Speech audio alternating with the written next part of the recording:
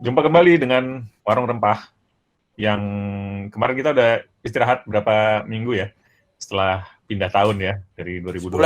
Sebulan kita istirahat, sekarang mulai lagi. Mulai season 2 ceritanya ini Mas ya.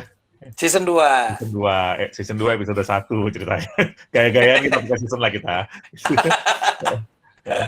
Kali ini kita akan ngobrol soal Sriwijaya ya Mas ya. Bareng siapa nih Mas Bram mungkin bisa mengenalin nih Mas Robi di sini nih. Jadi ini ada teman kita ada 2 nih yang kita ajak ngobrol. Ini ada Barate seperti biasa. Barate udah tahu lah ya, udah apa lah ya. Udah sering ya. Nah, ini satu udah sering lah. Mau ngomong bosan nggak enak gitu. Nah, ini ada teman baru nih. Ada namanya Mas Robi Sunata dari Palembang nih tempatnya Sriwijaya. Oke. Sekarang di Palembang nih Mas Robi berarti? Iya betul, dari Palembang. Di Palembang sekarang. Nah, karena ngobrol sama Mas Robi Sunata, beliau siapa nih Mas Bram? Beliau siapa? Saya takut salah ngomong, nggak taunya. Ya, Mas Robi ini sekarang kebetulan juga ada di Yayasan Negeri Rempah. Tapi yang pasti Mas Robi ini dia ini penggiat komunitas di Palembang yang memang nama komunitas itu Sahabat Cagar Budaya Palembang. Aku tuh kenal sama Mas Robi ini, kita kenalan tahun berapa ya Rob ya? Tahun 2016 ya. Waktu itu 2016 ya. Ada festival Sriwijaya, kita datang di situ, udah habis itu ngobrol, terus kita bikin acara bareng waktu itu di sana, berlanjut sampai sekarang. Sekarang bareng sama-sama di yayasan juga. Gitu. Nah, ini yang aku ini kan nih menarik nih, soalnya kalau masih ingat buku kita tuh ya, kisah negeri-negeri di bawah angin tuh, Sriwijaya ini salah satu episode yang paling penting di episode panjangnya kisah negeri-negeri di bawah angin. Terutama ya kalau konteksnya jalur rempah, Sriwijaya ini bagian yang paling penting. Ini satu negara, aku nggak ngerti ya, mungkin nanti Mbak Rati bisa introduce dikit gitu ya. Ini nyebutnya apa ini? Kingdom, Empire atau apa gitu ya, karena ada ada ininya, ada grade-grade-nya gitu ya. Tapi yang jelas ini 600 tahun loh nih eksistensinya kerajaan ini. Panjang banget dan pengaruhnya di satu kawasan di kawasan Asia Tenggara sampai Asia Barat ya, sampai India, sampai Cina tuh kuat banget gitu loh. Nah, tapi sayangnya ya mungkin karena kelamaan apa gimana gitu loh. Jadi kayak kalah pamor gitu loh sama kesultanan. Gitu. Majapahit bahkan ya, sama Majapahit juga ya. Majapahit kalau Majapahit kan memang kalah muda ya. Iya, kalau Majapahit itu lebih muda gitu. Iya, Sriwijaya itu kalau nggak salah tahun 600-an ya, masih hampir 600-700 gitu ya, awalnya berdirinya ya. Sekitar abad ke-7 ya. Abad keberapa sih, Rob? Resminya 682. 682 ya, hampir tahun 700. 682 itu berarti abad ke-7 ya kali ya. Abad ke-7. Sampai kalau 600 tahun berarti abad 12 ya. Abad 12 ya, terakhir di Jambi kan, 1200 sekian lah. Tuh, panjang loh. Dan punya cerita yang lucu gitu loh, yang pindah-pindah tempat, yang segala macam gitu ya. Dan makanya nih siapa dulu nih yang nganterin Mbak Rati dulu kali ya. Boleh nih Mbak Rati ya. Nganterin singkat aja gitu. Karena menarik nih, Sriwijaya dari tahun 600 terus tadi Mas belum 1000 tahun sampai 1200. Nah, masyarakat modern Indonesia baru ngehnya tahun 1920-an ya gitu ya kalau nggak salah ya. Kalau baca-baca ya. Nah, coba Mbak Rati mungkin ceritain. Panjang juga Mbak Rati. Sebetulnya yang bisa cerita banyak Mas Robi itu karena langsung putra daerah. Tapi nggak apa-apa. Ini kalau dari yang pernah saya baca gitu ya, dan kebetulan karena saya terlibat di penulisan kisah negeri di bawah angin, kebetulan ini kan narasi besar ya, kisah negeri di bawah angin ini. Jadi sebagai entry point bahwa jalur rempah itu panjang dan ini waktunya itu rentang waktunya itu benar-benar dari awal Masehi sampai sekarang. Jadi sedikit-sedikit harus masuk tuh harus diperkenalkan gitu. Nah, kalau Sriwijaya ini ya yang menarik adalah kalau kita bicara tentang masa lalu Indonesia sebagai negara maritim, referensinya tuh seringkali yang muncul adalah Sriwijaya gitu, dan para ahli menyebutnya ini kedatuan, negeri para datu gitu ya, datuk. Dan Sriwijaya itu dianggap mumpuni banget dalam beberapa aspek strategis gitu, kayak politik, ekonomi, teknologi, sosial, budaya gitu. Dan itu bisa dilihat sih dari bukti arkeologisnya gitu, yang silakan ke museum atau silakan datang langsung ke Palembang atau Muara Jambi gitu ya. Di situ tuh para ahli bilang masa abad ke-6 sampai 7 bisa disimpulkan gitu kalau Sriwijaya itu menjadi kawasan yang penting, pengendali penting di kawasan Asia Tenggara gitu. Karena ya Nusantara kan sebagai ini ya, sebagai hub lah katakanlah begitu, dan jalur perdagangan laut itu kan menghubungkan Samudra India, Laut Cina Selatan, dan pulau-pulau penghasil rempah di bagian timur Nusantara. Nah, Sriwijaya itu megang hub itu gitu, dan akhirnya dia mampu menggerakkan ekonomi kawasan. Makanya itu yang seringkali muncul sebagai referensi negara maritim yang maju itu yang kayak apa sih gitu. Nah, kalau cerita tentang gimana majunya Sriwijaya, salah satunya justru dari aspek ini juga kebudayaan, karena dia pernah menjadi satu pusat studi Buddhisme gitu. Harvard-nya lah di masa, kalau bandingan kita sekarang ini ada Harvard gitu ya, zaman dulu studi Buddhisme, Sriwijaya juga menjadi tempat penting, dan itu nggak bisa terlepas dari jalur perdagangan yang ramai itu gitu. Kalau kita sekarang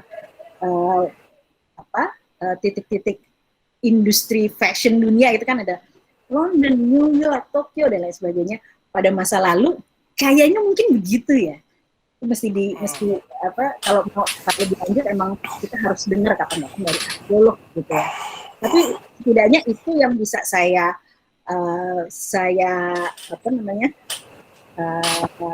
catat kembali dan tulis kembali sebagai entry point untuk memperkenalkan Sriwijaya itu penting loh, harus kita gali lebih lanjut kalau kita mau tahu tentang sejarah Indonesia gitu. Mungkin gitu kalau dari saya. Mas Robi kali bisa cerita lebih banyak tentang Sriwijaya. Mas Robi boleh. Mas Robi yuk. Ngobrol dong. Cailah ngobrol dong. Ya benar yang dibilang sama Mbak Kumurati. Ya mungkin pentingnya Palembang menurut saya ya di masa lalu ya mungkin terkait kena posisi ya, itu yang membuat dia besar.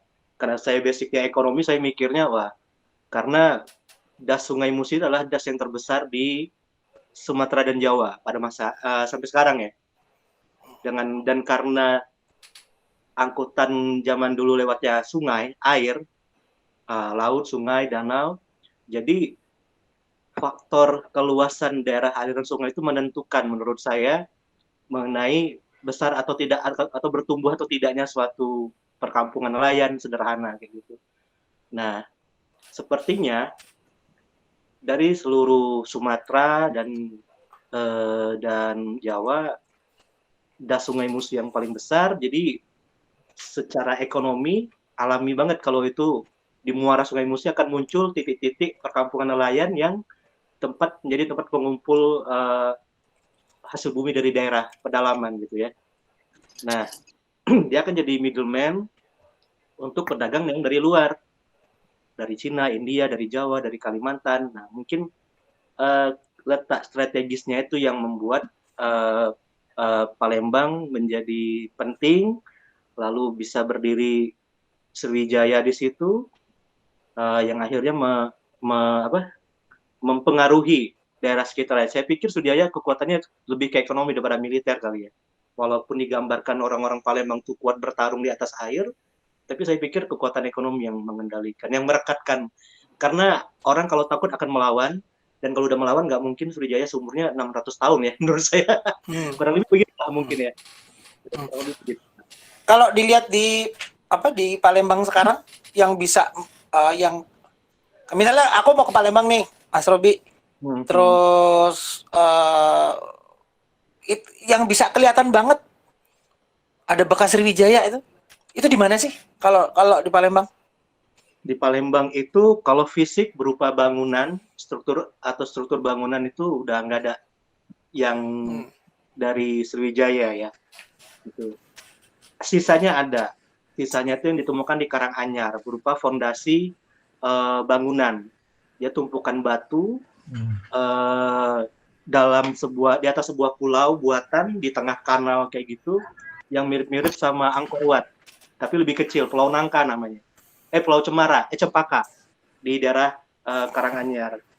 Nah, tapi hanya itu yang bisa ditemukan. Nah, sementara pecah-pecahan tembikar gitu berabah yang seusia dengan Sriwijaya abad ke-6, abad ke-7 itu ditemukan di Bukit Siguntang. Nah, jadi kami di sini kalau ada orang nanya apa sih yang bisa menjadi bukti atau tersisa dari Sriwijaya, kami tunjuknya ke Bukit Siguntang atau ke TWKS Taman Wisata Kadatuan Sriwijaya. Kayak gitu, Mas. Kalau boleh. Kalau Candi Muara Takus tuh bukan ya, Mas ya? Candi Muara Takus tuh bukan. Berapa? Candi Muara Takus Jambi. Candi Muara Takus kan ya? Itu bukan Muara Takus di Riau. Kalau Jambi Riau. Muara Jambi. Ya, itu bukan bagian dari Sriwijaya pada waktu itu. Bukan ya? Beda masa, dia lebih muda daripada yang di Palembang. Itu kayak pindah gitu ya berarti ya. Yang tadinya kalau nggak salah ada prasastinya ya, namanya Kedukan Bukit. Iya, betul. Jadi prasasti pendirian Sriwijaya itu Kedukan Bukit, berarti prasasti persumpahan yang menunjukkan ada raja putra raja kayak gitu, ada panglima, ada budak-budak, ada pedagang perniaga gitu. Itu Telaga Batu. Terus ada pembuatan taman untuk dari Datu Sriwijaya untuk warga Palembang itu Talang Tuo, itu seusia sama semua waktunya. Yang Kedukan Bukit 682, yang persumpahan itu 686, 684-nya di antara kedua itu adalah pembangunan taman tadi. Jadi lini masanya kurang lebih dia datang mendirikan Sriwijaya, terus melayani warganya, bikin taman besar untuk warganya, terus dia mulai melakukan ekspansi kayak gitu. Kemungkinan sih itu bikin taman untuk memastikan kesetiaan orang-orang di dalam ya, sebelum dia pergi keluar kayak gitu. Mungkin kayak gitu kurang lebih interpretasinya kayak gitu. Nah, terus setelah Chola menyerang tahun 1030 atau 1025 kayak gitu, itu mulai goyah. Sampai akhirnya ilmuwan Sriwijaya kayak Walters bilang mungkin sekitar 1150 atau 1100 Masehi akhirnya pindah ke Jambi yang dianggap lebih aman dari serangan dan tidak ada bekas kekalahan yang akan memalukan gitu ya, mungkin kayak gitu pindahnya. Sementara ada yang lain lagi yang menambahkan mungkin Sriwijaya pernah pula pindah sampai ke Kedah gitu. Tapi itu Malaysia ya. Kedah Malaysia. Tapi ada kemungkinan lain bahwa Sriwijaya itu punya dua ibu kota. Sama kayak Persia atau Iran di masa lalu. Ibu kota musim panas sama ibu kota musim dingin. Ibu kota musim panasnya di daerah dataran rendah, musim dinginnya di daerah pegunungan. Nah, Sriwijaya mungkin nggak ada dua mungkin, tapi mungkin lebih ke arah strategis ya. Untuk utara dia ada di Kedah, di selatan dia ada di Palembang. Jadi interpretasinya macam-macam memang, karena minimnya data, akhirnya orang bisa liar sekali interpretasinya kayak gitu. kurang lebih Itu begitu. memang belum tuntas ya memang ya. Penggalian dan pencarian itu belum tuntas. Nah, itulah kendalanya. Hmm. Karena Palembang ini sepertinya dari awal didirikan sampai sekarang nggak pindah-pindah di sini aja kayak gitu.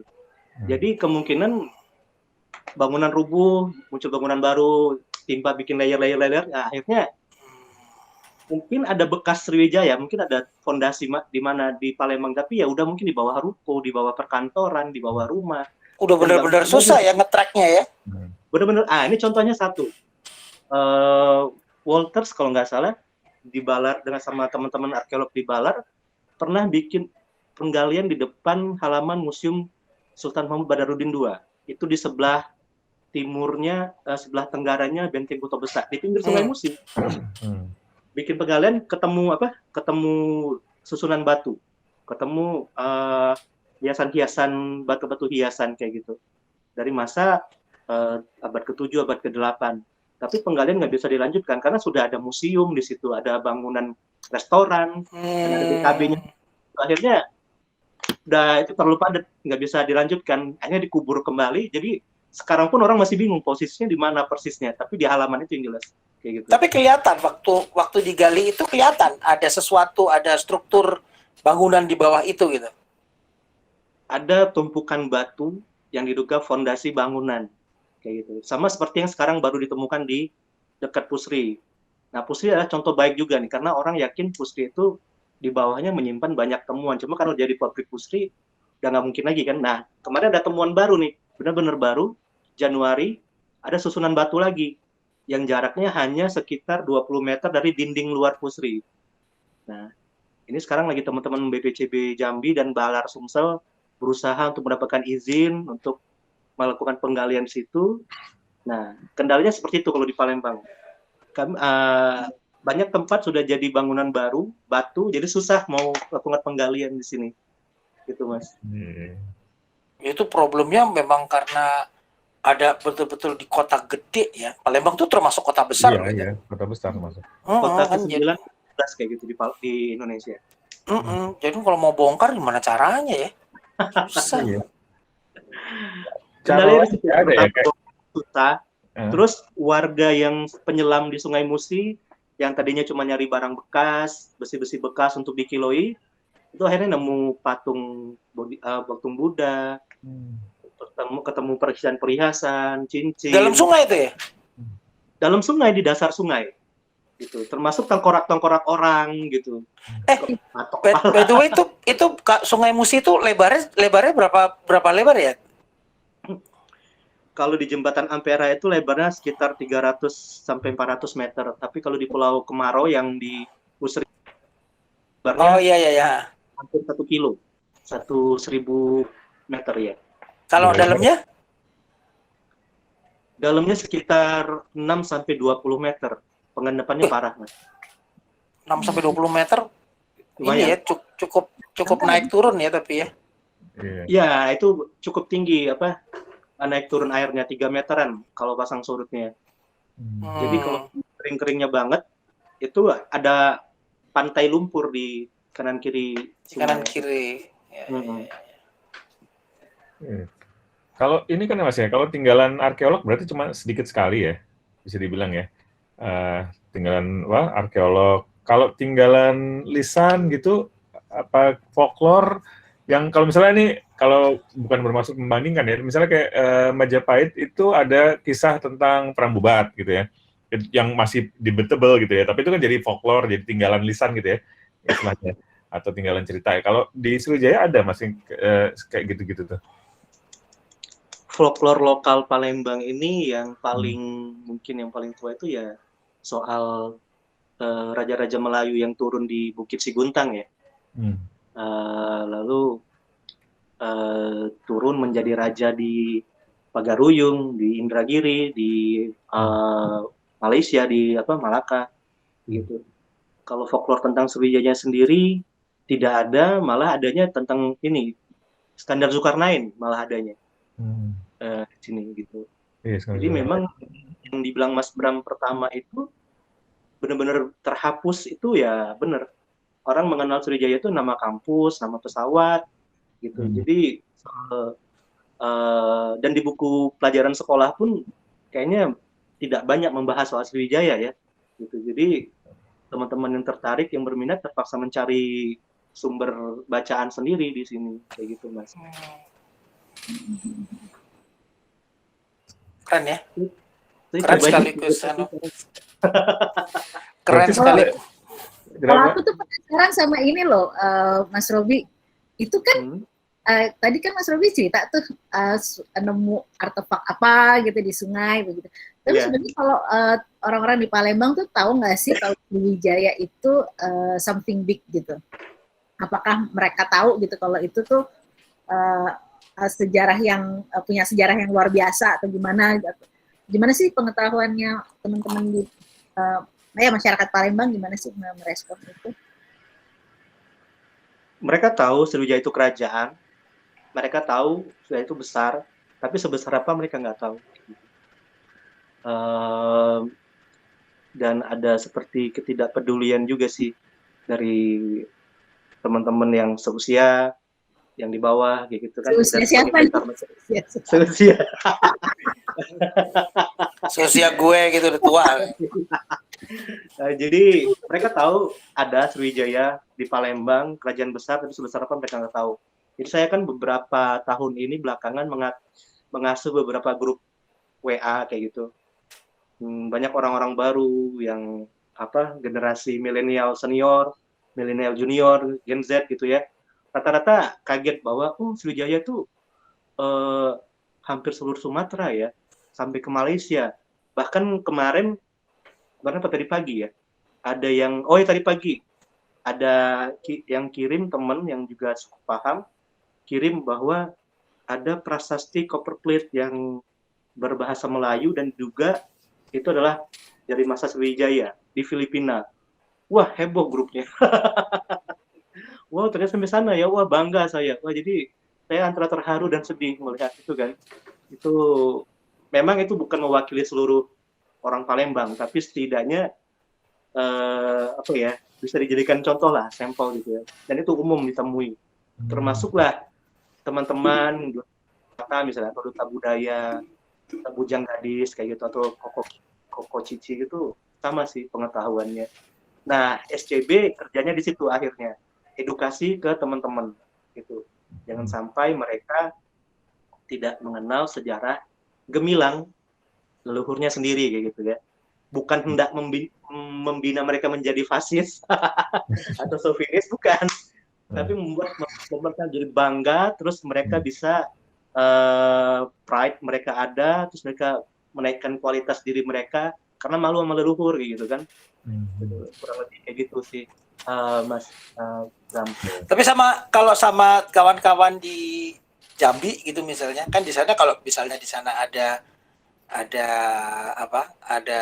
Sriwijaya juga gitu ya, yang di Muaro Jambi itu, berarti kan komunikasi terjalin dong ya antara kawan-kawan di Palembang sama teman-teman di Muaro Jambi gitu, saling bertukar ini nggak, pernah nggak bikin kegiatan bareng atau saling bertukar informasi tentang gue ketemu saya, kalau di sana kan berarti temuannya kan relatif lebih banyak ya, kan kompleks percandian Muaro Jambi itu kan masih ada gitu ya, masih eksis sampai sekarang. Keren loh Mas Unggul yang di Jambi itu. Iya, belum ke San Muaro Jambi kayaknya saya udah pernah situ kayak dulu kan yang aku cerita, bapakku kan pernah dinas di Jambi kan. Jadi pernah main ke situ juga. Makanya khasnya kan mereka kalau temuannya kan tadi banyak kan dari batu bata merah ya kalau nggak salah ya Mas, candi-candinya bentukannya ya. Kayak gitu ya. Kalau aku tuh dulu pernah diceritain sama seorang arkeolog senior ya, Mas Tommy, itu bilang gitu loh, kalau Sriwijaya itu tinggalannya itu sulit dideteksi, itu selain ya faktor ketumpuk-tumpuk itu ya memang betul gitu ya. Tapi kenapa kok ada kesan tidak mempreserve gitu seperti itu? Waktu itu sih itu terkait juga dengan karakter atau karakter dari masyarakat kota. Kan Sriwijaya itu, Palembang itu kan masyarakat kota, bukan masyarakat pedesaan. Itu kan pedagang, bisnis berjalan dengan sangat cepat gitu ya di Sriwijaya selama 600 tahun itu berjalan seperti itu. Dan karakter masyarakat kota kayak orang Jakarta lah, orang Jakarta, orang Surabaya gitu, orang Medan gitu. Kan nggak terlalu dengan dinamika tinggi gitu kan, mereka kan memang nggak punya waktu yang panjang untuk kontemplasi, ngukir-ngukir, bikin candi, bikin segala macam gitu. Beda sama orang Mataram gitu kan, yang hari-hari di tengah sawah gitu kan, yang akhirnya karakternya memang sangat berbeda gitu dengan Jawa, terutama Jawa yang di tengah ya, yang Mataram itu, ya mereka kan segitu kurang kerjaannya gitu ya, bikin candi di atas gunung gitu kan ya. Cuma sekedar pamer gua kaya nih, terus bikin candi di atas gunung banyak gitu, bikin candi 200 atau kompleks gitu. Jadi memang beda karakter. Jadi Palembang tuh ya gimana ya, kota bisnis ya, kota dagang. Iya, kayak Jakarta itu, kayak kalau kita mau bikin analogi gitu, kayak New York gitu loh, kayak Tokyo itu kan sibuk ya. Nah, kepikirlah mereka tuh orang-orangnya untuk segitu mikirin gitu ya, bikin ntar ukiran ya macam ya. Mungkin Mbak Rati bisa cerita kali ya, karya-karya seni yang muncul di urban gitu kan memang pasti lain ya sama yang di daerah. Padahal itu kan semasa ya, satu masa ya. Mataram sama Sriwijaya itu. Mataram kuno ya. Nah, soal Jambi nih. Jambi itu adalah, Jambi dengan Palembang tuh ya saudara kandung lah sebenarnya ya. Ya kalau terlalu banyak kait-mengaitnya sehingga sulit budayanya pun kami pikir sama gitu. Malah jadi bertikainya kayak orang-orang rebut warisan, anak-anak rebut warisan dari orang tua ya. Saya Sriwijaya, oh bukan saya Sriwijaya ya. Itulah, itu saudara, ribut-ribut antar saudara lah. Nah, kendalanya adalah ketika Sriwijaya di Muaro Jambi, terus dia bubar di sana, itu Muaro Jambinya benar-benar ditinggal kayaknya, karena orang-orang pindah lebih ke pedalaman lagi, ke Darmasraya, kayak gitu. Nah, yang masih ngerasa, wah ini gue Sriwijaya tapi kok bubar gitu kali ya, terus mereka masuk gitu ke dalam lagi gitu kali ya. Ya, jadi mereka lebih jauh ke dalam lagi, entah alasannya apa, tapi mereka benar-benar Muaro Jambinya ditinggalkan, akhirnya menjadi tanah lagi gitu kan, karena dia dari batu bata gitu kan, jadi kayak gundukan tanah kayak di Batu Jaya. Nah, kayaknya yang hal berbeda terjadi di Palembang. Ketika ibu kota pindah ke Jambi, Palembangnya nggak mati, tetap jadi perkampungan nelayan, dihuni oleh orang-orang tetap. Kan pindahnya sekitar tahun 1100. Tahun 1400-nya ketika Cheng Ho datang, itu Palembang disebut kota pelabuhan tua, Kukang, Cucang. Gitu. Palembang rame oleh orang Cina terutama yang melakukan perdagangan. Ada tokoh-tokoh kayak Liang Daoming, ada Prompak Chen Zuyi, ada Si Jinkin, tokoh masyarakat yang akhirnya akan menurunkan, yang anaknya menjadi tokoh di Gresik, Nyai Gede Pinatih kalau nggak salah, si Dania. Nah, itu dari Sriwijaya, dari Palembang. Jadi Palembang benar-benar nggak benar-benar mati gitu, nggak. Setelah pindah, ya Palembang tetap hidup. Sriwijaya pindah ibu kota, dipindah aja kayak gitu. Karena jantung bisnisnya di situ kali ya? Kemungkinan iya, karena balik lagi ke posisinya Palembang itu tepat banget bertemunya antara Sungai Musi, muara Sungai Ogan, dan muara Sungai Komering. Itu sungai besar semua. Gitu. Bertemunya di Palembang. Jadi memang apa yang ada, dan mereka Sungai Ogan, Sungai Musi, Sungai Komering ini anak sungai panjang di dalam. Gitu. Sampai ke pedalaman, sampai ke Bukit Barisan. Semua hasil hutan yang ada di pinggir sungai itu pasti mengalirnya ke Palembang, kayak gitu. Jadi memang tempat bertemu Palembang itu, saya pikir secara ekonomi memang strategis sekali gitu. Itu sama kayak terminal. Di zaman kita sekarang kayak terminal. Pasti rame terminal, mau bikin terminal baru pun sudah lama pasti rame kayak gitu. Kecuali kalau semua terminal benar-benar dirobohin, semua orang dipindahin, ya mungkin kacau baru gitu kan. Terus juga di daerah pedalaman itu juga ditemukan candi tapi usia yang lebih muda, abad 9-10, kecuali yang di Bumiayu itu mungkin abad 8 udah ada. Bumiayu itu di Sungai Enim yang muaranya juga ke Sungai Musi. Terus ada Candi Tingkip, ada Candi Bingin Junggut di Sungai Musi, tapi di ujung banget udah di dekat Bukit Barisan. Abad Ada berapa candi itu? Abad 10 atau 9, Oh, 10 itu atau berarti 11. berarti pas Sriwijaya lagi top-topnya juga itu ya? Iya, jadi itu kalau menurut Bu Sondang itu semacam tempat gudang, ada kayak benteng tanah kecil melindungi kampung kecil, mungkin ada gudang tempat nyimpen hasil bumi, terus ada semacam tempat berdoa, kayak gitu. Jadi candi-candi kecil buat kayak orang Bali ada pura dalam rumah lah mungkin ya. Hmm. Jadi kayak gitu, kurang lebih begitu kalau aku tafsirkan dari ucapan Bu Sondang.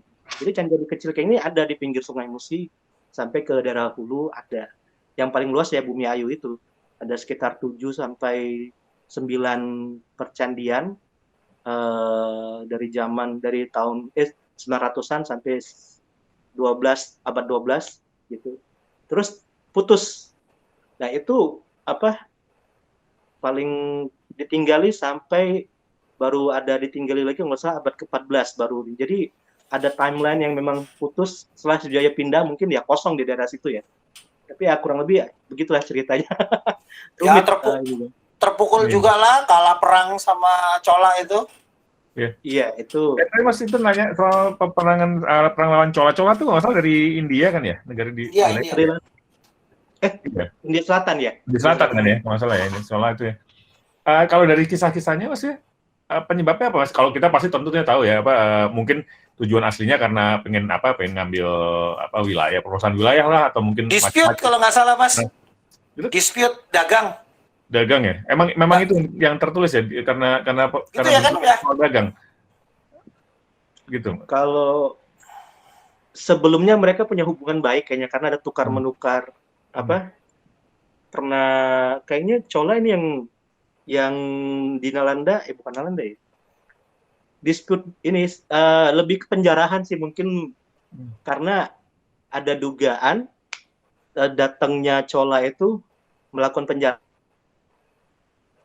jalur dagang dia yang lebih utama kayak gitu. Bahkan katanya sih Chola sempat menaruh orang mereka di Sriwijaya, entah Jambi atau Palembang kayaknya, ke Dewa Kala. Dewa Kala ini kalau nggak salah yang mengirim utusan ke Cina. Gitu. Tapi itu nggak berlangsung lama, mungkin 50 tahun lah. Lalu dia pulang lagi ke Chola, tapi nggak tahu penyebabnya apa diusir atau ada pemberontakan, tapi nggak jelas. Dia kembali lagi, terus Sriwijaya masih sempat melanjutkan pemerintahan, akhirnya pindah ke Jambi dan Jambi yang meneruskannya kayak gitu. Kalau di buku Mbak Rati tulis kemarin sama teman-teman penulis itu nemuinnya apa itu di Chola itu? Kalau persaingan dagang bisa jadi nggak kalau saya ya saya pikir sirik aja sih sirik aja. Kalau kepudaran Sriwijaya ya apa namanya kalau dari beberapa catatan yang pernah saya baca ya kemunduran itu tuh emang ini kan di permulaan abad ke-13 tuh itu kalau dari berdasarkan catatan emang udah kelihatan kalau Sriwijaya itu sudah mulai surut lah gitu ya udah mulai ya mungkin di situ ini ya semakin banyak yang muncul kerajaan-kerajaan di sekitarnya gitu ya. Nah itu kemudian muncul persaingan-persaingan baru dan seterusnya gitulah. Itu yang sepanjang yang saya pernah. Dia disebut kedatuan itu apa sih maksudnya? Kan biasanya kan kerajaan itu. Kalau kesultanan jelas lah ya itu Islam ya sultan gitu ya. Kerajaan atau apa kekaisaran atau apa ini kok kalau kedatuan datu itu apa sih sebetulnya? Datu itu kalau bahasa Melayunya adalah bapak atau orang yang dituakan ya. Atau chieftain kalau bahasa Inggrisnya apa? Chieftain itu kepala suku ya. Kurang itu. Ada orang-orang kayak misalnya Adelar gitu. menelusuri jejak kata itu, dia masuk PMP, Proto Malayo Polinesia, itu arahnya ke chieftain itu gitu. Jadi orang yang dituakan, orang yang menjadi kepala suatu komunitas kayak gitu. Big Dan man. Datuk ya, Datuk. Para Datuk datuk. itu masih dipakai katanya sampai sekarang di Sulsel daerah pedalaman. Datuk itu masih orang-orang Palembang juga, yang di zaman saya tahun 80-an di Palembang di seberang Ulu, panggil kakek tetap Datuk, orang yang dituakan, yang dihormati gitu. Masih pakai kata itu gitu. Dan di prasasti Kota Kapur kalau salah ada disebut kadatuan yang kayak gitu, kata-kata itu. Itu ada kemungkinan ini nggak sih Mas Sriwijaya? Kalau aku pikir kan karena memang posisinya strategis ya di sungai buat perdagangan tuh, ada kemungkinan tadinya terdiri dari kerajaan-kerajaan kecil yang akhirnya membentuk kedatuan itu gitu mungkin ya. Karena yang lainnya kan mungkin di tengah nih, di dalam-dalam yang punya sumber dayanya nih, sumber daya hasil bumi. Terus ada satu jadi ya udah kita bikin serikat gitu ya, terus ya Sriwijaya nih buat kota dagangnya kayak gitu-gitu, ada kemungkinan gitu nggak sih Mas? Kayak United States gitu ya. Iya, United States. Ini saya pernah ngomong sama siapa yang ngobrol sama Pak Tommy juga kalau nggak salah, Pauteng ya. Karena saya tanya pernah, kira-kira Sriwijaya itu federasi atau konglomerasi atau gimana soalnya saya nggak ngerti talasokrasi itu gimana kan. Beliau jawab itu lebih mirip federasi negara kota. Jadi mirip-mirip gini nih, Yunani di zaman kerajaan Sparta, Delphi. Jadi ada kerajaan kota ya, apa sih namanya, kota-kota kerajaan kayak gitu yang mereka kekuasaannya cuma di batas pagar kota aja. Tapi mereka berserikat, berkumpul, berbentuk kekuatan ekonomi, berperang bersama.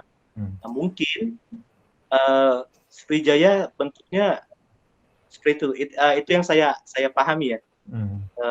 Kayaknya mungkin seperti itu. Jadi serikat perkumpulan dagang para raja-raja datu-datu yang ada di Sungai Musi dan sekitarnya akhirnya kayak gitu. Akhirnya membesar gitu. Terus kalau yang tadi kayak Mas Unggul tadi sempat nyebut Muara Takus gitu ya. Muara Takus itu yang di Kampar ya, yang di Riau. Terus juga ada Padang Lawas, situs Padang Lawas yang di mana namanya? Udah di daerah Sumatera Utara ya itu ya. Itu masuk Sriwijaya nggak sih?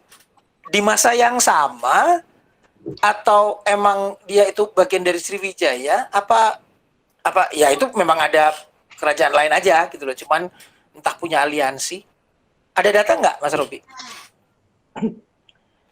Kalau selama ini yang saya baca, Sriwijaya itu adalah kerajaan pesisir ya.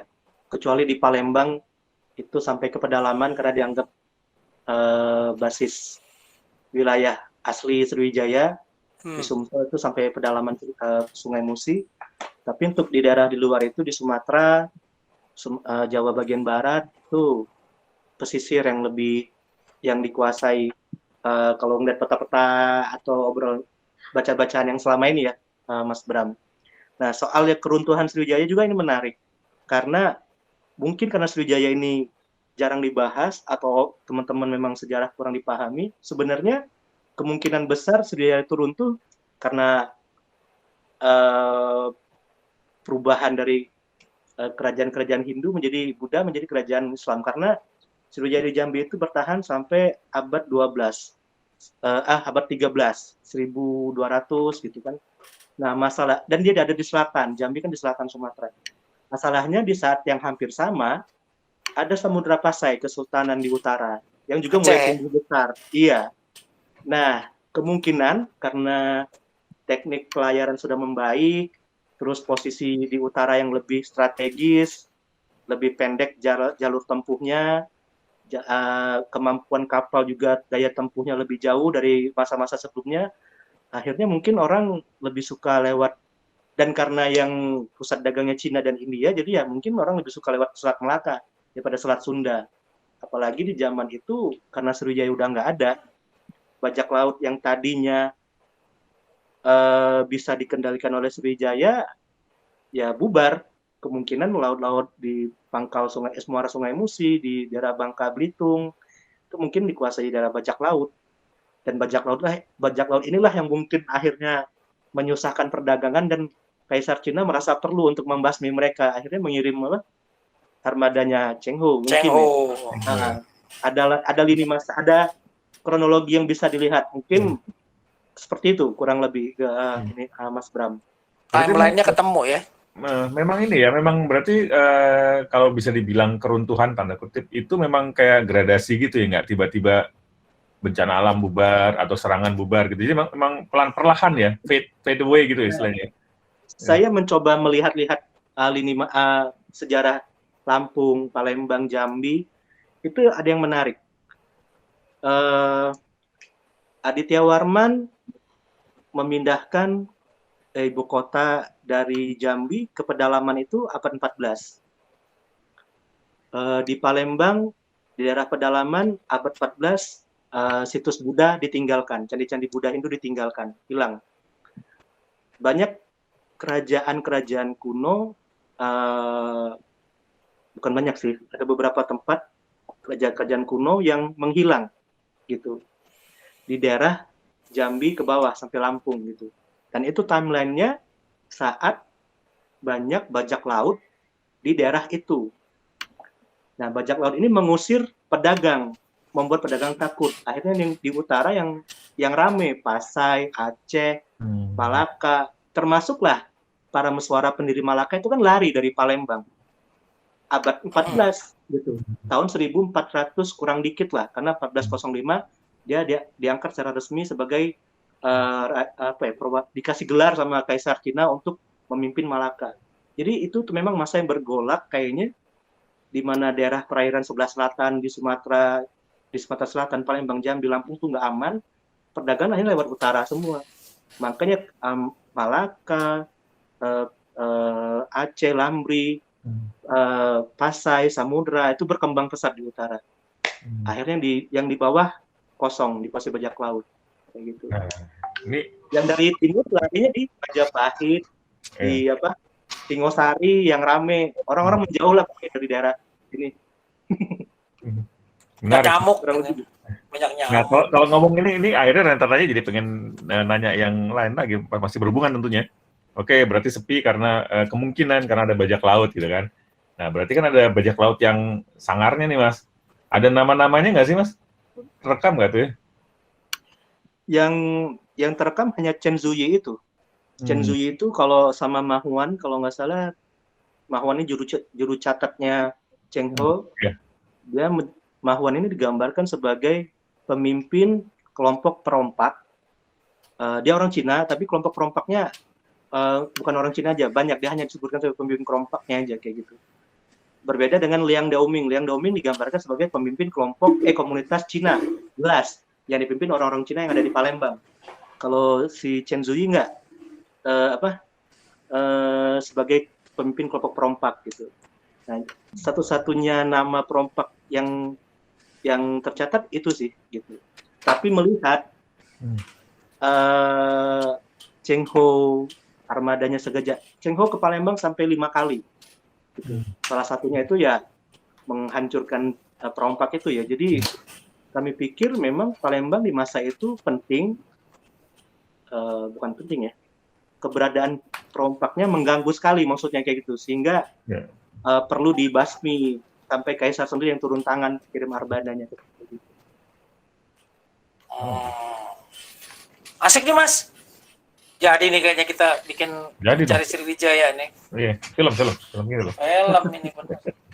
Nah, setelah bajak laut di Palembang itu nanti bakal ada bajak laut lagi yang terkenal, Lanun. Tapi Lanun dari Borneo, dari Kalimantan Utara gitu. Jadi kayaknya setelah diusir dari Palembang, entah ini berhubungan entah tidak, muncul kelompok geng baru nih perompaknya di Kalimantan Utara. Lanun itu kan bajak laut bahasa Melayu bukan ya? Lanun Lanun orang suku Melayu tapi dari Filipina Selatan. Dia entah Palawan, entah daerah itu, dia Borneo sampai ke Johor, Malaysia.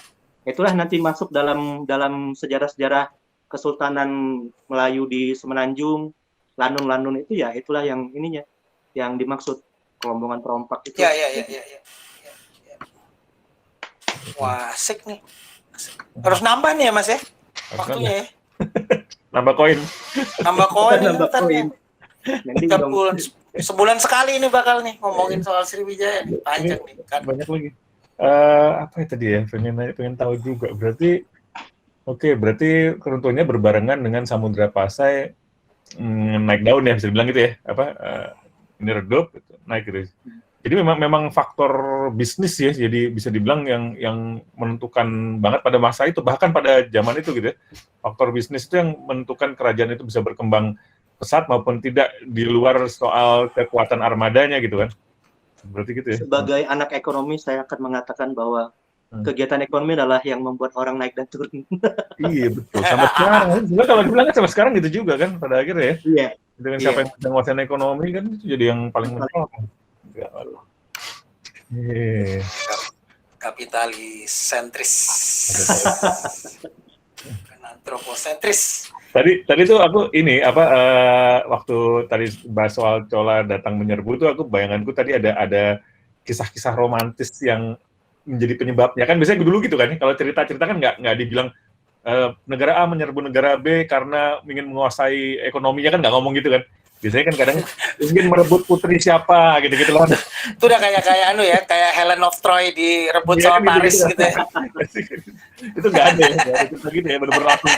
Ya, ini karena kalau aku dapat dulu ceritain sama Mas Tobi itu ada arkeolog senior kita itu karena dipajekin Mas, dipajekin masuk. Jadi kayak Sriwijaya itu kayak bikin jalan tol gitu loh di ujung Aceh itu mau masuk ke Selat Malaka. Jadi lo kalau mau masuk ke Palembang, lo parkir kapal lo di situ, pindahin barang-barangnya ke kapal Sriwijaya, udah gitu lo masuk pakai kapal kita. Kapal lo parkir. Ntar lo berdagang di dalam, habis itu gua anterin lagi lo keluar, habis itu baru masuk dan unloading lagi ke kapal itu baru dia masuk. Nah itu oleh Chola dianggap kebangetan gitu loh, makin kesini makin ngerugiin gitu loh karena birokrasinya ya Mas.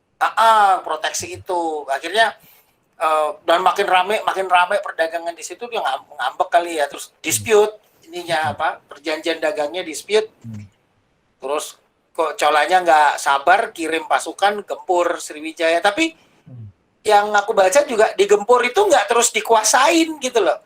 Kan rata-rata kan ya digempur, hancur, didudukin kan, terus jadi koloni gitu. Enggak. Ini orang kesel aja gitu. Oh ya, ini ada yang menarik lagi. Ini mungkin ada kaitannya nih. Soal yang Mas Bram bilang tadi yang mungkin kesel karena dipajakin.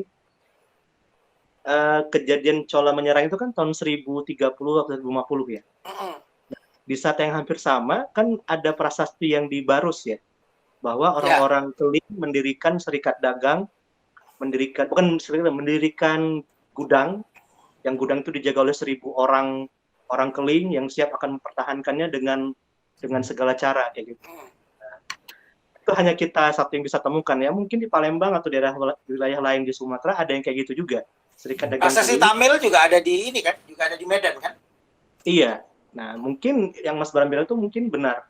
Orang Tamil mungkin bikin perkampungan baru, bikin pergudangan dan bisnisnya terganggu ya. Mungkin ngadu sama rajanya di India. Rajanya merasa perlu ya sama kayak Kaisar Cina lah. Melihat pedagangnya dipalakin oleh Chen Zuyi dan kawan-kawan ya kirim armada kan. Mungkin 400 tahun Chola yang melakukan. Mungkin ya. Gitu kejadian. Ya kayak Trump tahu-tahu wah ini barang Cina kebanyakan nih gitu. Diblok nih. Tarifnya naikin gitu kan. Cuman nggak habis itu Cina nggak ngirim roket aja. Gitu. Makanya kan kalau di kan prasasti yang tentang Sriwijaya itu kan juga nggak ditemukan hanya di sekitar, bukan tentang Sriwijaya ya, terkait dengan masa Sriwijaya itu kan juga ditemuin di Barus gitu ya. Terus di Medan juga ada, terus di mana? Di Bangka ya, di Pulau Bangka itu kan juga ada prasasti juga ada. Kalau dari keterangan Bu Prof Nani Arkanteningsih itu juga ada tinggalan-tinggalan di Natuna gitu ya, kapal-kapal shipwreck yang sisa-sisa kapal tenggelam itu juga ada banyak di sana. Itu di masa-masa itu juga. Tapi yang jelas memang rata-rata kisah-kisah tentang pelaut, tentang maritim gitu tuh sangat menginspirasi ya kalau di masa Sriwijaya itu. Jadi kalau disebut dengan kerajaan maritim terbesar di Indonesia yang pernah ada, itu kayaknya tidak terlalu berlebihan deh kita nyebutnya itu ya. Itu yang Mbak Rati ya kali ya. Iya, bisa jadi begitu. Ya karena keren tuh. Itu loh, belum ini kita masih babak pertama loh nih ya. Soalnya yang aku juga nanti di sesi yang berikutnya kali ya Mas Unggul ya, yang bisa kita ngobrol itu adalah kan biasanya kan kalau kita ngobrolin soal kerajaan itu kan pasti ada raja-raja yang ngetop ya, raja-raja yang terkenalnya itu siapa aja gitu kan, terus mereka punya prestasinya apa aja gitu, terus sampai namanya terpampang di negara lain gitu, di prasasti bangsa lain tuh itu. Sama kisah-kisahnya itu loh Mas, maksudnya lagi pengen nyari apa emang belum ada temuan atau mungkin folklore yang tadi aku tanya gitu ya, kan biasanya kan ada folklore ya di suatu tempat gitu ya, yang akhirnya merujuknya kayak misalnya kisah Panji misalnya gitu kan Mas, itu kan folklore ya, yang merujuknya ke suatu situasi tertentu gitu ya. Nah, aku pikir pasti ada lah ya. Ada kan ya. Masa 600 tahun kagak ada cerita? Iya kan, harusnya ada kan. Makanya ada lah pasti. Kalau sampai nggak ada dan atau mungkin belum ditemukan gitu ya, itu kan berarti emang kayak apa ya, kayak udah diabaikan juga gitu loh Mas. Maksudnya ya buktinya aja kalau aku baca kan tahun 1920-an orang Indonesia modern baru ngeh ada Sriwijaya gitu kan. Berarti kan kayak bener-bener hilang gitu loh. Dan awalnya kan kalau nggak salah Kodes ya, yang nemuin awal itu kan di buku awal itu kan Kodes kan memperkirakan malah awalnya tuh Sriwijaya itu nama raja kalau nggak salah, bukan nama state gitu loh, bukan nama kerajaan gitu loh. Ada raja namanya Sriwijaya yang sering disebut-sebut gitu kan. Nah dari situ kemudian ternyata bukan, ternyata nama daerah, ternyata nama apa. Jadi ya memang ya pentingnya ilmu pengetahuan di situ sih, karena dengan demikian pasti update lagi ini kalau nggak salah Bu Nini Susanti tuh lagi membaca prasasti yang dari Timah tuh banyak banget ditemuin akhir-akhir ini di mulai dari Palembang, Jambi sampai ke Kedah. Itu ternyata orang-orang Sriwijaya itu banyak menulis cerita-cerita di atas ini lempengan-lempengan timah Mas. Bukan ya makanya kan itu kan jadi kayak fakta baru gitu lah, dipikir timah tuh barang sekarang gitu ya. Ternyata enggak, dari sejak masa itu tuh mereka udah pakai timah dan udah nulis gitu loh, udah diukir gitu loh di timah. Metalurginya juga udah ini banget ya. Harusnya maju. Ya. Itulah kemarin yang saya bilang sama teman-teman di Balar. Apakah pernah ada penelitian mengenai isotop timah atau benda-benda logam yang ditemukan dari masa Sriwijaya? Pentingnya apa? Pentingnya untuk menyelidiki asal dari mana emas dan timah ini berasal kayak gitu. Karena kan bukan ada tambang timah. Tapi jadi pertanyaan, apakah timah itu sudah ada sejak masa Sriwijaya? Apakah timah itu dipakai lalu oleh orang-orang Sriwijaya untuk bikin jimat-jimat dan lempeng-lempeng tulisan? Nah, seandainya itu dari Bangka, wah itu kan keren banget buat tambahin sejarah narasi buat Bangka. Tapi kalau nggak dari Bangka, ada asalnya kayak gitu kan. Nah, tapi sayangnya ternyata hal itu belum dilakukan. Jadi punya duit kali Mas. Mungkin juga belum ini ya. Karena kalau saya baca di Timur Tengah, orang-orang Sri Yunani gitu, atau dari Suriah gitu ya, emas-emasnya, tambangnya diteliti kayak gitu, tambang-tambang kuno kayak gitu, isotopnya dilihat, lalu mereka bisa jejakin kemana barang-barang ini larinya kayak gitu. Itu kan keren menurutku ya. Mungkin bisa jadi buat teman-teman di Muslim Akarnas pertimbangkan. Iya, kali sekarang sekarang yang mungkin mendorong itu dari masyarakatnya dulu gitu loh, mengangkat bahwa ini penting penting loh. Iya, Ya, ada ini loh, ada ini bisa jadi ini loh, bisa nggak cuma jadi barang cerita, tapi juga jadi sesuatu gitu loh. Pemerintah kita kan kalau harus ada untungnya itu baru dijalanin gitu. Dulu kayaknya pernah ada filmnya Mas ya? Pernah ada film fiksinya dibuat ya? Apa Dongeng Gending Sriwijaya ya nggak salah ya? Pernah ada film yang dibuat ya? Berapa tahun silam deh. Cuman nggak tahu, nggak kedengeran juga. Kalau lihat trailernya lumayan oke. Pernah denger Mas? Film klasik Itu nggak sih? salah, Pak Yusril yang jadi pemerannya kalau nggak salah. Iya. Keren. Bukan di Cengho ya? Bukan itu Oh, yang Cengho. beda lagi Mas. Boleh lagi ya? Ada coba deh browsing di internet namanya Gending Sriwijaya kalau nggak salah. Sempat teasernya sempat beredar, tapi udah lumayan ya berapa. Cuma trailernya doang sih kayaknya. Karena saya dengar waktu itu batal ininya, nggak jadi filmnya. Oke, mahal kali rekonstruksi. bukan mahal rekonstruksi, risetnya mahal Mas. Iya, Belum sampai ngomongin props atau apa segala macam. udah mahal. Jadi Udah lah, kemarin, itu saya kita aja diajak. nanti yang bikin. Iya, Min. jadi kemarin ada orang dari Taiwan, dosen kayak gitu. Dia pengen bikin rekonstruksi perumahan pemukiman di masa Sriwijaya. Jadi dia ajak beberapa orang, termasuk saya, buat ngobrol kayak gitu kan. Tapi ternyata setelah ngobrol yang pertama itu ternyata berat banget untuk ngebayangin bagaimana bentuk bangunan dari zaman Sriwijaya. Akhirnya nggak ada kabar lagi sampai sekarang, udah 2 bulan. Iya, tapi mau 2 bulan masih bentar. Waduh, gimana caranya ya? Caranya kita obrolin setiap bulan, Mas. Benar. Sampai 6 bulan ke depan tema kita nanti Sriwijaya, habis itu sambil nyolek-nyolek kiri kanan, habis itu kita bikin dokumenter, Mas. Iya, Min. Amin. Buat yang Undang Iya, nanti iya benar. Undang sejarawan, arkeolog. Iya, Nanti kan pasti Mas Robi punya itu tuh, punya kawan-kawan banyak tuh di Balar segala macam ya. Di sini kita ngobrolin nih Mas ya. Boleh. Oke, Mas, habis ini, itu kita bikin udah dicolek Uga tadi di grup ya katanya. Iya. Udah gitu ternyata. Sip, kalau gitu kita udahan dulu. Kita udah dulu. Thank you banget Mas Robi ya. Ini seru banget. Nanti ya udah bener berarti ini koin pertama Sriwijaya gitu ya. Koin di pertama. episode ini kan ya. Nanti kita nambah koin lagi buat episode berikutnya tentang Sriwijaya juga. Ya, thank you banget Mas Robi, makasih banyak. Kalau ada apa lagi kan cerita-cerita itu ya. Cerita-cerita misteri di balik. Itu dia tuh. Wah. Itu lagi tuh. Harus Lendean dikit ini. bergang. Sip. Oke, thank you semuanya. Terima kasih. Bye. Selamat malam. Malam.